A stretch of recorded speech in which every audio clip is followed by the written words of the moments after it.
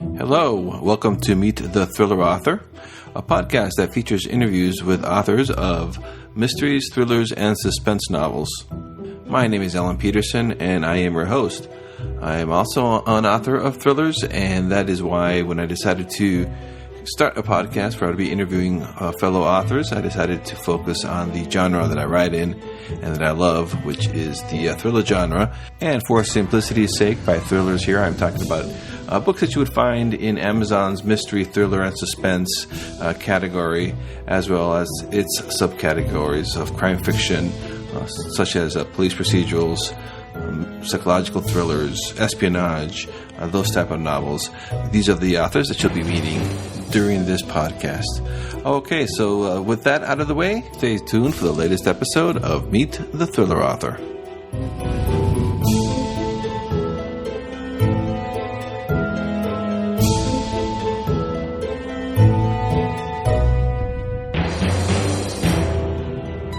Hey everybody, welcome to Meet the Thriller Author, and in this episode, interviewing Renée Pawlish is an award-winning author of the best-selling Reed Ferguson mystery series, and she writes in other genres as well, and so we're going to be talking to her about her books and how things are going for her. Renée, are you there? I am. Hello. Thank you so much for being on the podcast. For having me. Yeah, did I pronounce your name correctly, or did I butcher it? No, just polish, like shoe polish. Okay, good. For our listeners who haven't read your books before, could you just tell us a little bit about yourself and about your books? Sure. As you said, I write the Reed Ferguson mystery series. That's my main series. There was a character in one of the books' backstory named Dewey Webb, and part of backstory took place in the 1950s, so I've started a new series with Dewey Webb. The first one is Web of Deceit, and it's out, and then there's a second one at the editor, and then I've got a kind of a middle grade YA action adventure series for kids, and then a couple of other stories. Nephilim is a kind of a supernatural mystery / thriller / horror story, or I guess it could even be considered post-apocalyptic. I guess there's so many different genres right now, so I've got quite a bit of stuff out there right now. And so your Reed Fergusons, are those like the mysteries, like detective stories? Yeah. Reed Ferguson is a private investigator that started out when I wrote it. There were no novels, because I wrote it back in like 2001, and at that time I could not find a private eye novel where you were actually witnessing the private eye's first case, and typically it's the first book, right? But he's a seasoned detective, and so I thought, well, that'll be a different twist to make it his very first case. And then I was kind of playing around with, okay, what got him into this whole thing, and I made him kind of a trust fund baby who has always loved film noir and detective fiction, and so he decides to hang his shingle and go, I'm going to make a go of this. And it was sort of by accident that film noir has ended up in every book. The first one, The Big Sleep, plays a central role in the book, but after that, I think it got such good feedback that I kept doing that, and most people anyway, like the references to the old movies and to Humphrey Bogart and things like that. So it seems to be popular right now, which is pretty cool. So that's the vibe I get from the cover. And I was reading the first chapter of your first book, and yeah, it definitely's got that vibe, like that old what was it, the film noir? Yeah, and the Spade and Philip Marlowe. The Reed Ferguson ones, though, they're set in present time. Yeah, present day Colorado, present day Denver. You're spinning off, or now you're writing about Dewey Webb, so that's all taking place like back in the 50s. Yeah, Dewey Webb appeared in the novel Backstory, and so the premise of that one is that a gentleman comes to Reed Ferguson and says, I think some of my grandfathers, there's something in his case notes, he was a detective in the 50s, and can you look into it? So it alternates chapters between present day Denver and 1955 Denver, and people really liked that character of Dewey Webb, so I decided to attempt a spin-off series. So the first one is published, the second one is at the editor right now, and then I'll see where it goes if it starts to sell. maybe put out 6 or 8 books in the series. But it's been fun to do, to try and figure out what Denver was like. And I jumped back to 1949 to start the series, and it's been an interesting challenge, but fun. Do you find it harder to research when it's set in the 70 years ago, or is the research kind of the same? No, it's definitely harder, but the internet makes it somewhat easier. And then I happen to just luck into one of the fans of my Reed Ferguson series started emailing me when he read backstory, and he corrected a couple small things. And then he was mentioning he grew up in Denver in the 1950s, and we struck up a conversation that has really kind of led to a friendship between he and his wife. I peg him with questions all the time where I'll be like, hey, do you remember? And he's a talker. He's a very nice guy, but he likes to talk and tell stories, which is wonderful. And I'll ask him a question about, what cafes did they have? And he'd be like, well, we used to eat here, and then there was this here, and whatever. And so suddenly I have this wealth of, I've got 10 restaurants now that I can reference in the story or something like that. So that's going to be a thrill for him too. You're mentioning stuff that he's telling you about. Yeah. Well, and then as kind of a thank you, in the first Dewey Web of Deceit, I named one of the characters after him, so he thought that sweet. Yeah, that's fun. Okay, so now how long have you been writing? I actually wrote a lot as a kid. It was nothing that I didn't do a lot with it. I was in kind of a creative writing class. I did have a poem win like second place in state one year or something like that. And and then college, I kind of got away from it, and then after grad school, I kept telling a friend of mine I had this idea for a story, and she just kept encouraging me to write it down, and so I wrote that. It took about 9 months, and then I just kind of always kept at it, and then I self-published Nephilim in, I think it was 2006. So before Kindle and all that, and excuse the phone. Yeah, no problem. I sold about 500 copies of that, I think, just on my own. Got into Kindle, 2011? Mm-hmm. That's when I jumped in and went, I've got these stories. I'd had a couple Reed Ferguson stories at that point, and I thought, I'm just going to jump in and see what I can do with publishing ebooks to Kindle, and kind of it's gone from there. Wow, so you started before this whole self-publishing Kindle revolution. Yeah. Wow. I honestly wish I would have, I was reading about Amanda Hawking in probably, maybe 2009, 2010, and I just didn't really kind of grasp, I think, what was the potential back then, and I wish I would have been smarter. Yeah, I did the same thing. I started hearing about her, and same time period, and I kind of missed that whole thing, but better late than never, right? Yeah. So, why did you choose to write the mysteries and thrillers? Is it have you been a fan of the genre as a reader? Yeah. Growing up, I was a big fan of the Hardy Boys and the Alfred Hitchcock and the Three Investigators, and when I was in high school, I think I read a lot of the classics, and like Chandler and Kane and stuff, and it just was natural for me to try and write a mystery novel. And I like the idea from the writing standpoint of trying to write that mystery and putting in the clues and trying to put them in subtly and see if you can keep the reader off beat, and they can't figure out the story till the end. Mm-hmm. And is that the challenge when you're writing it too, to make sure that you're going to have the twists that the readers are expecting? And yeah, really.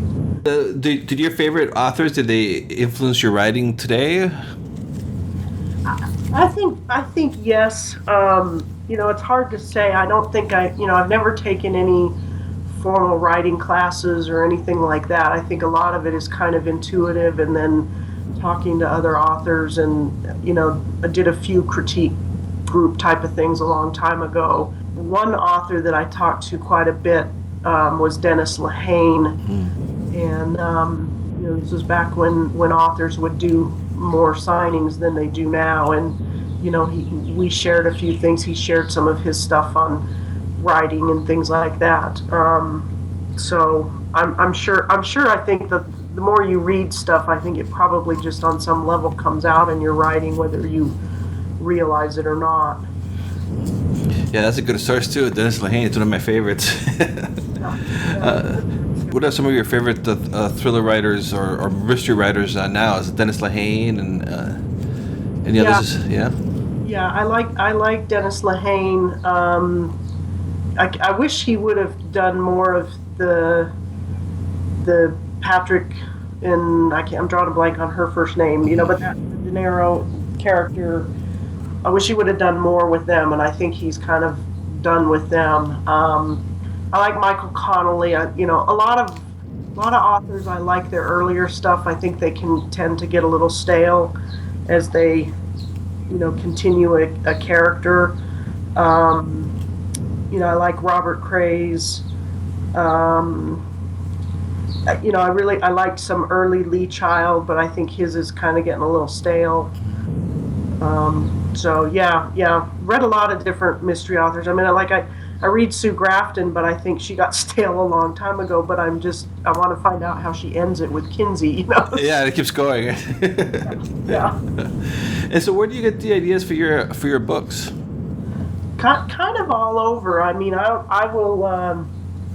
I'll see something in the news or just read a snippet of something and think, wow, I can turn that into some kind of a story. Or certainly with the Reed Ferguson series, because he references film noir, I'll actually go back sometimes and look at the plots of some of the movies and go, oh, I could do something with this, and then this is how I can reference the movie within it or something. Or like one of them is The Postman Always Brings Dice, so it's on The Postman Always Rings Twice. Yeah. So of course then it had to have a gambling theme. So yeah.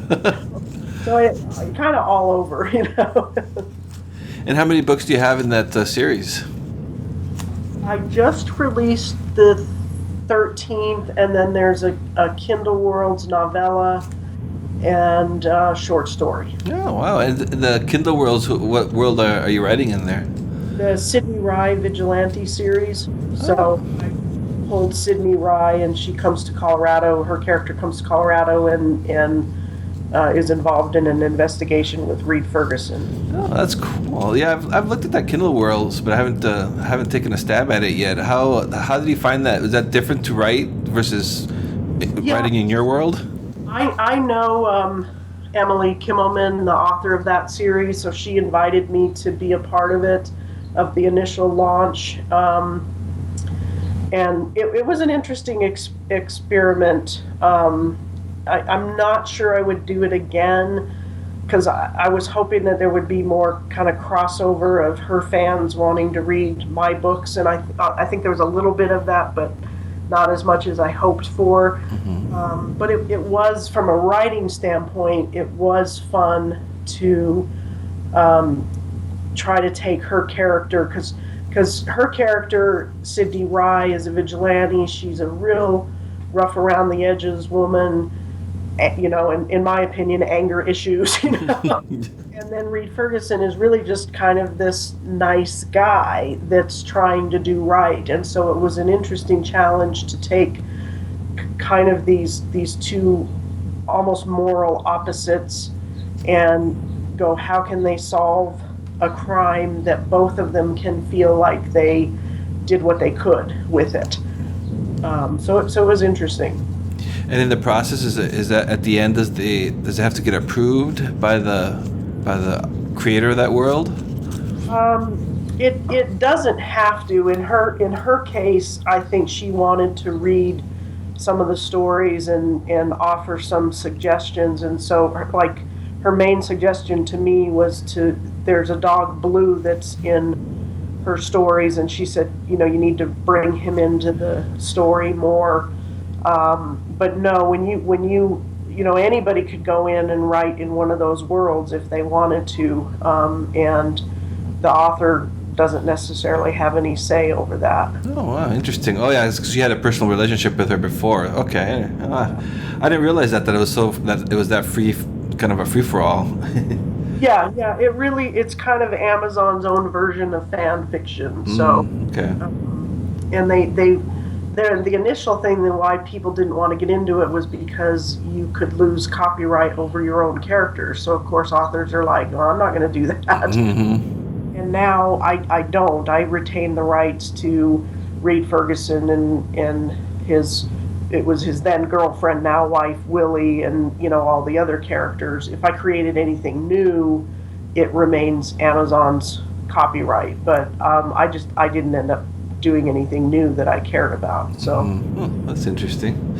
And how many are you working on another Reed Ferguson book right now, or on Dewey?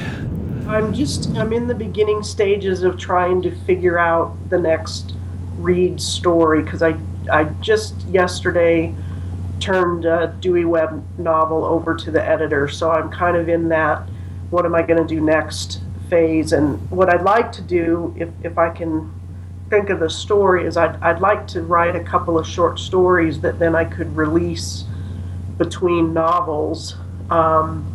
So here over the next week or so, I might try and see if I can crank out a couple of short stories and then start the next novel. And I think I sort of have the idea for the next novel, just the very beginning kernels of it. So. And do you usually write, like if you're writing one novel, do you focus on that, or you like write a couple different series at the same time?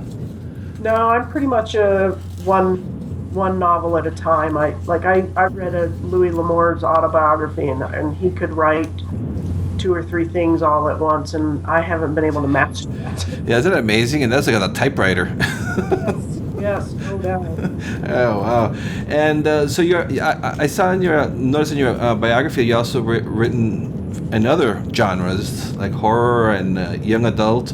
What are the differences between those writing in different genres? Is it a big difference that you feel?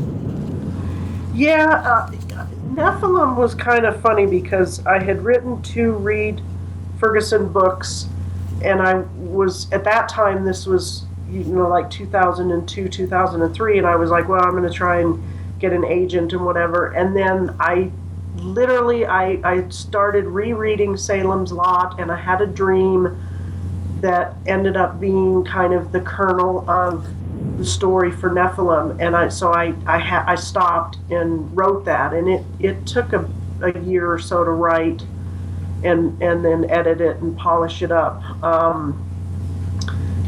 And yeah, it was different because I was trying to sort of capture the feel of like early Stephen King or some of the older horror, where it wasn't so much the gore or that kind of thing, but it was that psychological fright or type of thing. And so for me, it definitely felt like a different type of writing. The YA series, the Noah Winter series, it's different as well because it's geared to kids, so the writing style's a little bit different. You have to be somewhat careful of your vocabulary and how you're structuring sentences and that kind of thing. And then there's shorter novels too. And now when you're writing your novels, do you like are any experiences from your real life, do they make it onto your books? Yeah, here and there. I mean, I've even had people tell me that they can hear me and read, the humor and stuff. And then like Nephilim, that the premise of that is, what if the Nephilim, who are half man, half fallen angels, come back to Earth and try to take over a small Colorado mountain tourist town? And the setting for that is sort of based on my parents' cabin outside of Boulder, Colorado. So that factored into that novel. So yeah, things come in, whether it's personality things or sometimes settings or stuff like that. And how about friends and family? Do they ever make it into your books, like a character or anything like that? Do they recognize? No.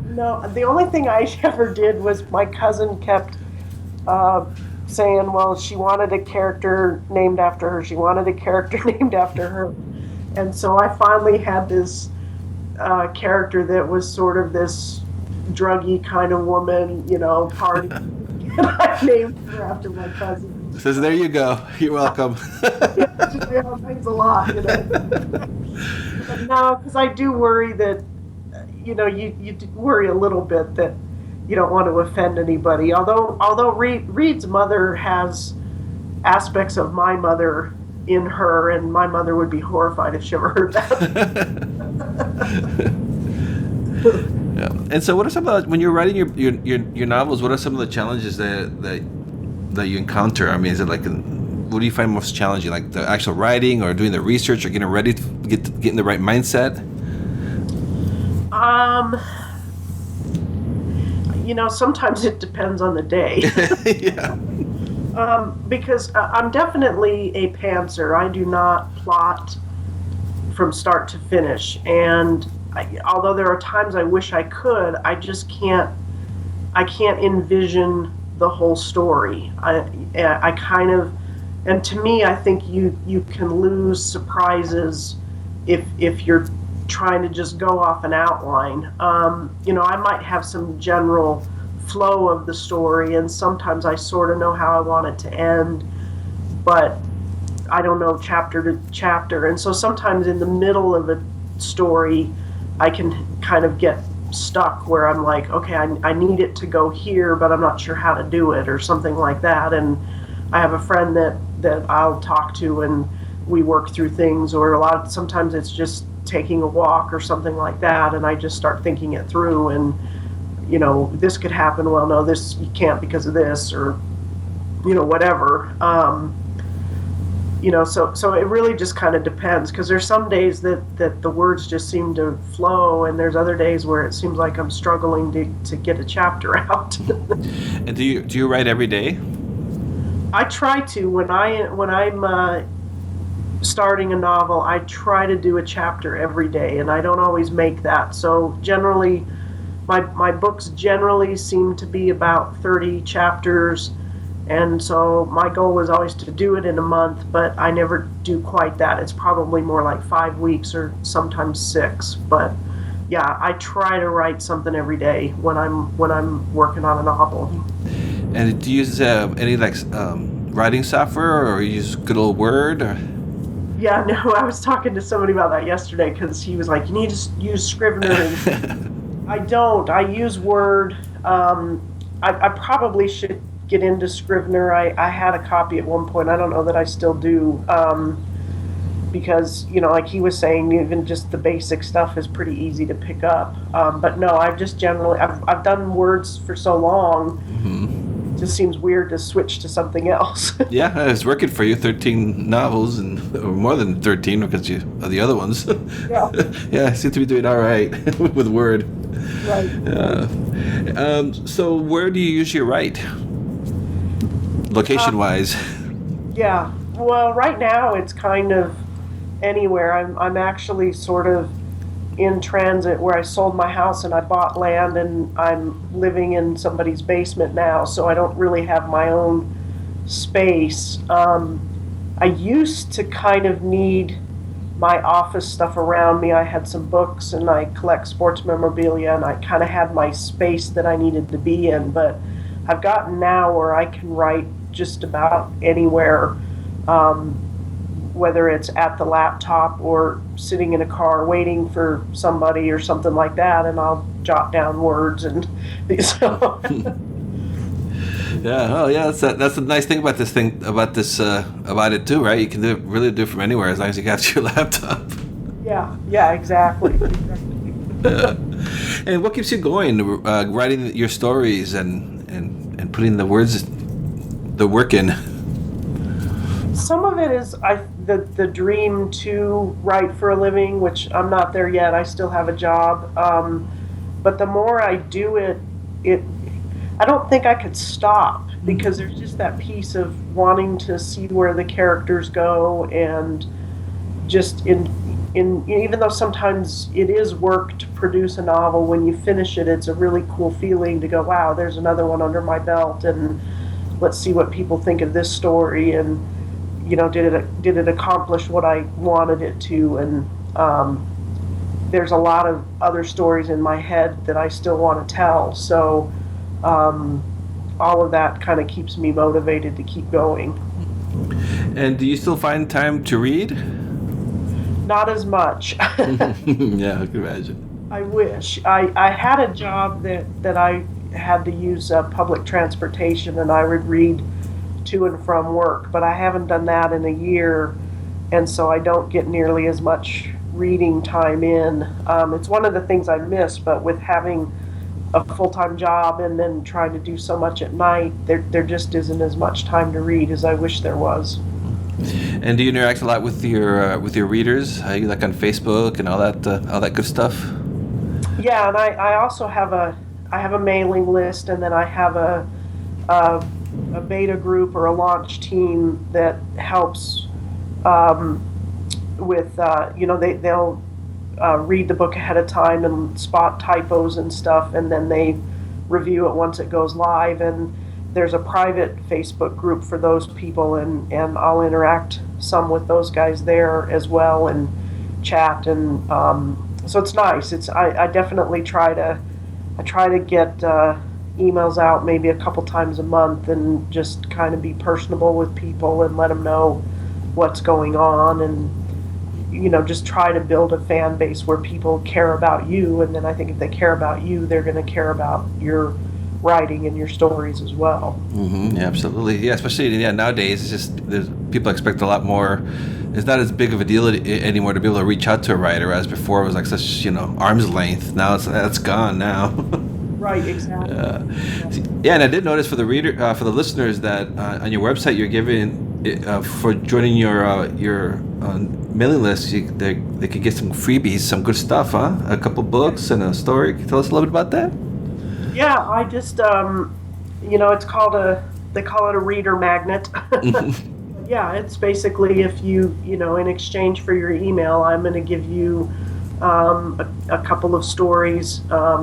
And a short story, and it's all free, and you can remain on the mailing list if you want. You can unsubscribe at any time, but I think it's a way that what you would hope is that if people are at least somewhat interested in what you're writing, then this gives them a chance to a trial run. They can try you out without investing anything, and then hopefully if they like what they read, they'll go on and buy some of your other stuff.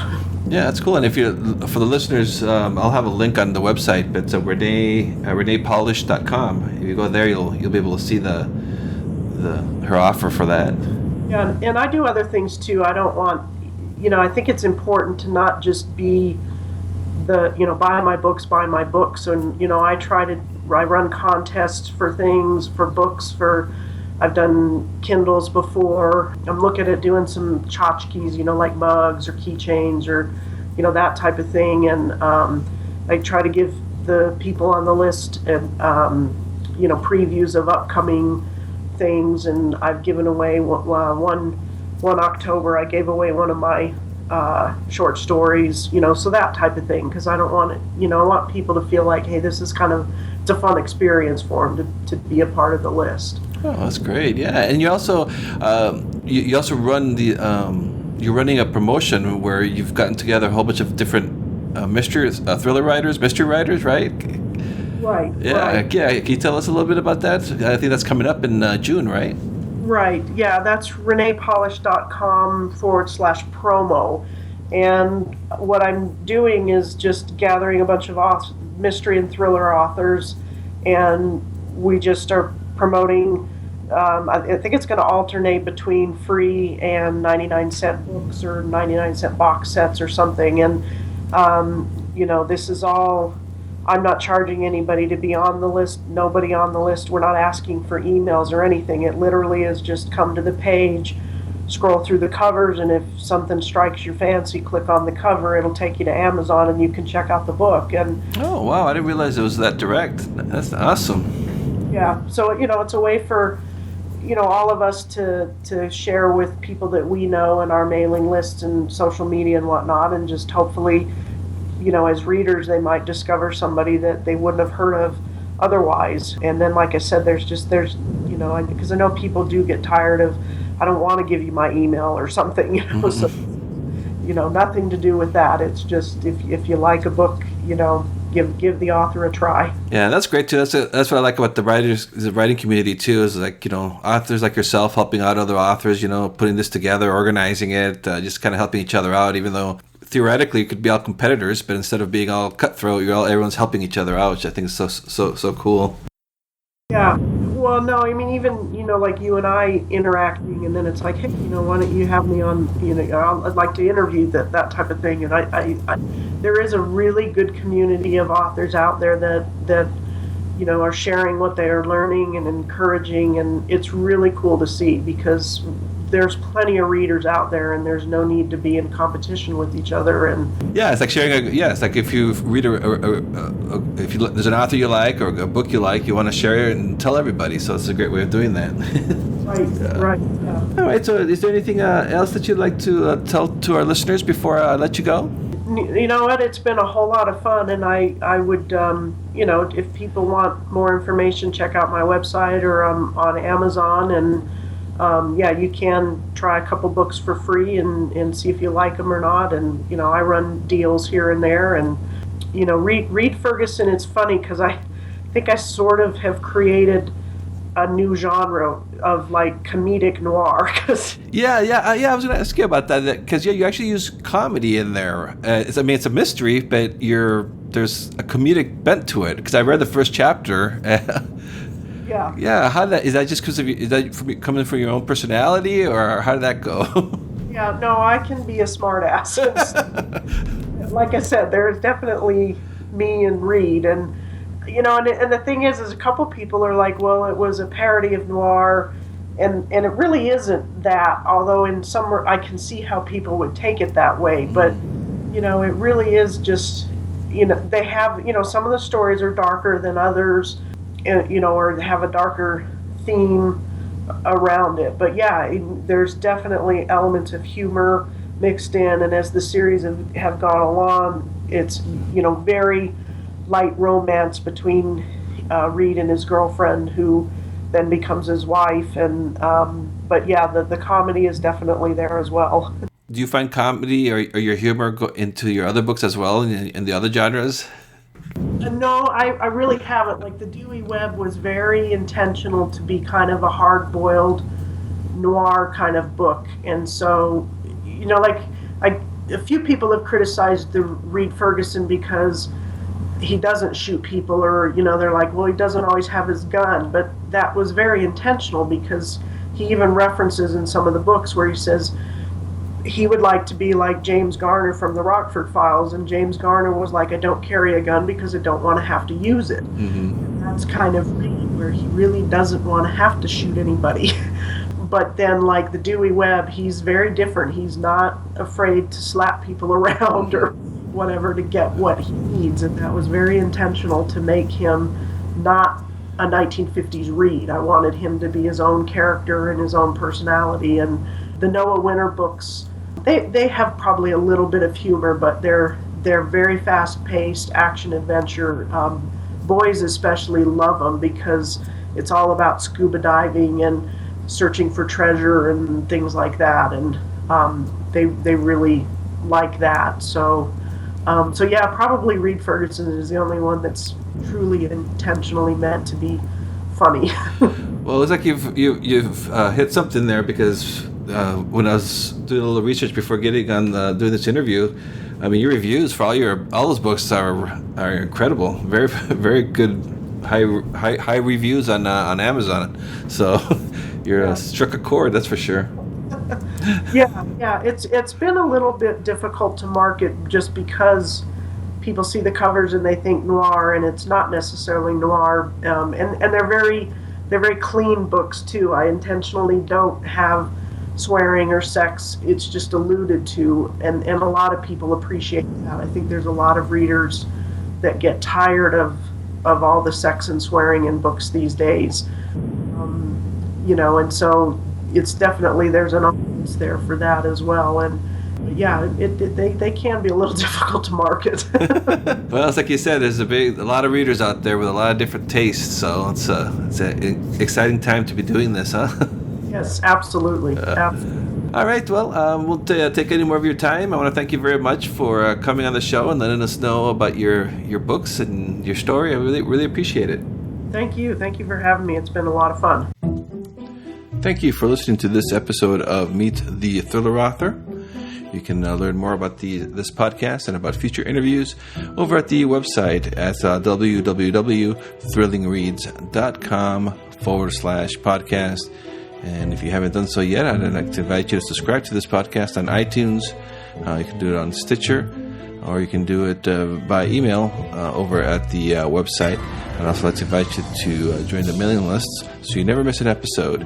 And I'd also like to invite you to visit my author page at Facebook, Alan Peterson Books, and also my website, alanpeterson.com.